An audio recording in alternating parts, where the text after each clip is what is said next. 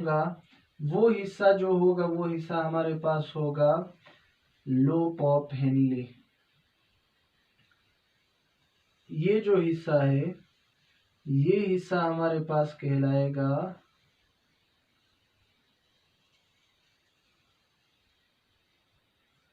ठीक है, ये हिस्सा हमारे पास होगा लोब ऑफ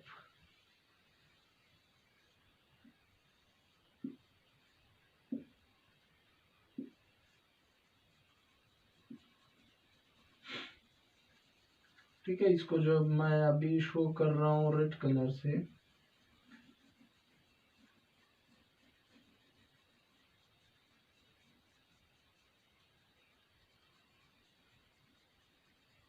ये जो रेड कलर से अभी मैंने शो किया इसी हिस्से को हम नाम देंगे किस चीज का, लोब ऑफ हेनले का नाम देंगे। ठीक है, ये हमारे पास कौन सा हिस्सा होगा, लोब ऑफ हेनले। ठीक है, लोब ऑफ हेनले। ठीक है, तो लोब ऑफ हेनले को आप लिख सकते हैं कि ये यू शेप स्ट्रक्चर होगा जो असेंडिंग जो डिसेंडिंग एंड असेंडिंग लिम्ब रखता है। जो कौन सी चीज हमारे पास रखती है, जो असेंडिंग एंड डिसेंडिंग लिम्ब हमारे पास क्या करता है, रखता है। इस हिस्से को हम नाम देंगे कौन सी चीज का, लोब ऑफ हेनले का। ठीक है, ये दूसरा हिस्सा है रिनल ट्यूब्यूल का लोब ऑफ हेनले, जो एक कौन सी चीज है हमारे पास है, यू शेप्ड स्ट्रक्चर। ठीक है, आप लिख सकते हैं कि यू शेप ये हमारे पास क्या होगी, स्ट्रक्चर होगा। ठीक है, और ये क्या रखता है, हेज डिसेंडिंग,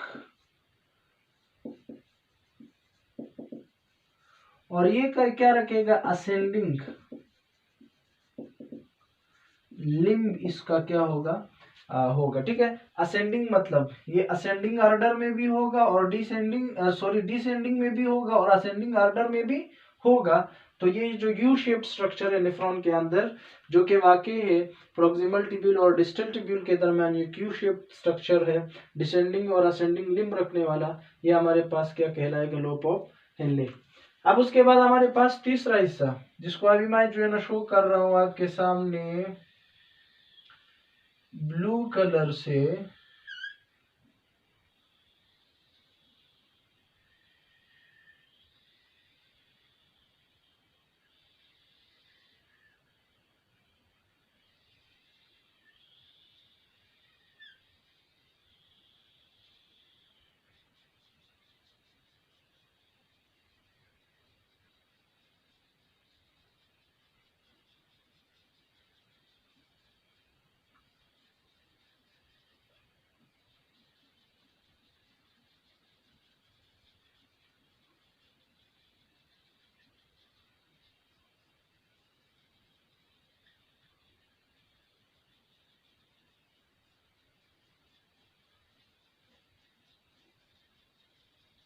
ठीक है, अभी जो मैंने ऐसा शो किया है किस चीज के साथ, मैंने जो है ना जो ब्लू कलर से आपके सामने शो किया है, इस ब्लू कलर वाले हिस्से को हम नाम देंगे किस चीज का, डिस्टल कन्वोलेटेड ट्यूब्यूल। जो हमने पढ़ा था कि रिनल ट्यूब्यूल के 3 हिस्से हैं, ये वाला हिस्सा जो होगा हमारे पास, ये कौन सी चीज होगी, ये हमारे पास होगा डिस्टल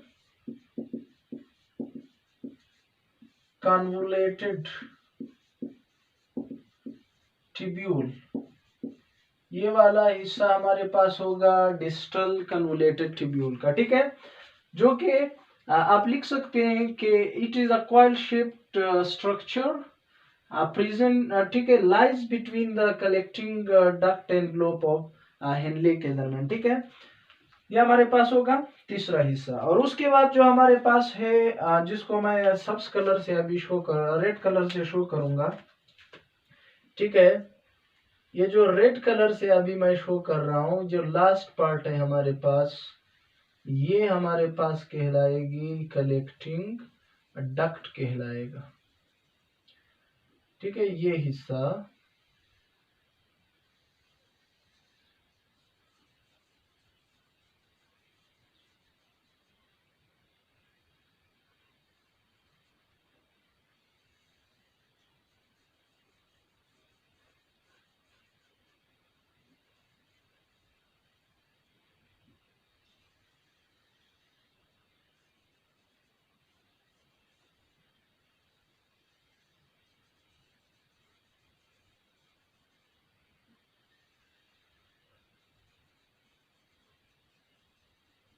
ठीक है। ये हिस्सा हमारे पास कौन सी चीज कहलाएगा, ये हमारे पास होगा कलेक्टिंग डक्ट। ठीक है, जिसमें बहुत सारे जो है ना हमारे पास नेफ्रॉन्स यानी डिस्टल ट्यूब्यूल से आके यहाँ पे गिर जाएंगे। ठीक है,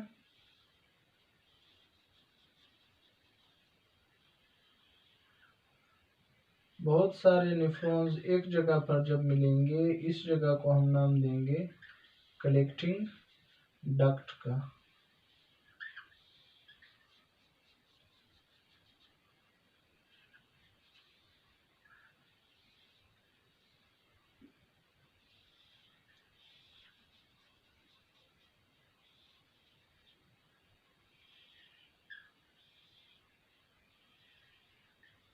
ठीक है, ये वाला हिस्सा हमारे पास होगा कौन सी चीज होगा, ये हमारे पास होगा कलेक्टिंग डक्ट होगा।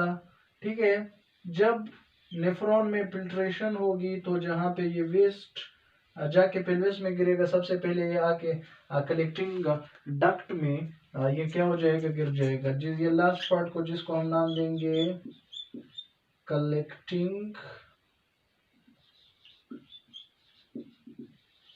डक्ट का नाम देंगे। ठीक है, तो ये हमारे पास है एक नेफ्रॉन को जब हम देखते हैं, एक नेफ्रॉन के हिस्से जो कि अभी मैंने पढ़ाया था कि किडनी हमने पढ़ी थी। किडनी जिन चीजों से बनी हुई है वो हमारे पास नेफ्रॉन है। तो nephron structural and functional unit of kidney है और एक किडनी के अंदर तकरीबन 1 मिलियन नेफ्रॉन्स होते हैं। फिर हमने एक टर्म पढ़ा था नेफ्रोलॉजी, किडनी के बारे में स्टडी करना, उसकी डिजीज, उसकी स्ट्रक्चर, उसके फंक्शन के बारे में, तो वो हमारे पास नेफ्रोलॉजी कहलाती है। फिर नेफ्रॉन के स्ट्रक्चर को अगर हम देखें, नेफ्रॉन का स्ट्रक्चर जो है, नेफ्रॉन जो है बेसिकली बुनियादी तौर पर अगर हम देखें ऊपर से रीनल कार्पसल और रीनल ट्यूब्यूल दो हिस्सों पर मुश्तमिल है। रीनल कार्पसल जो है वो ग्लोमेरुलस और बोमेंस कैप्सूल मिलके बनाते हैं। ये जो एक गुच्छा है, एक बंडल है, ठीक है, एक हमारे पास जो है ना कौन सी चीज है, बॉल है कैपिलरीज का, ये हमारे पास ग्लोमेरुलस है। और दूसरा जो है, ठीक है, ये हिस्सा हमारे पास कौन सी चीज कहलाएगा, ग्लोमेरुलस।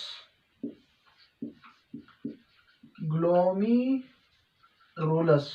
फिर दूसरा हिस्सा जो ग्लोमेरुलस को सराउंड करता है, उसी हिस्से को हम नाम देंगे किस चीज का, बोमेंस कैप्सूल का नाम देते हैं। ठीक है, कौन सी चीज का, बोमेंस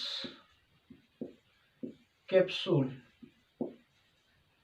बोमेंस कैप्सूल और ग्लोमेरुलस मिल के रीनल कार्पसल बनाते हैं। फिर दूसरा हिस्सा जो है उसमें हमारे पास 3 हिस्से हैं। ये जो पहला हिस्सा है जो कॉइल्ड शेप्ड है, जो लोफा पहले और बोमेंस कैप्सूल के दरमियान मौजूद है, ये प्रॉक्सिमल ट्यूब्यूल है।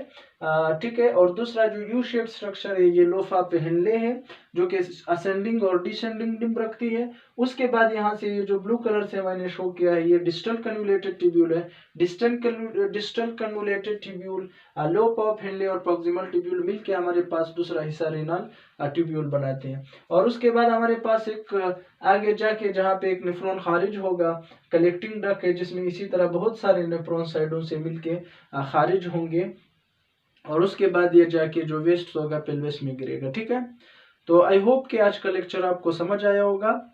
ये फर्स्ट पार्ट होगा नेफ्रॉन का।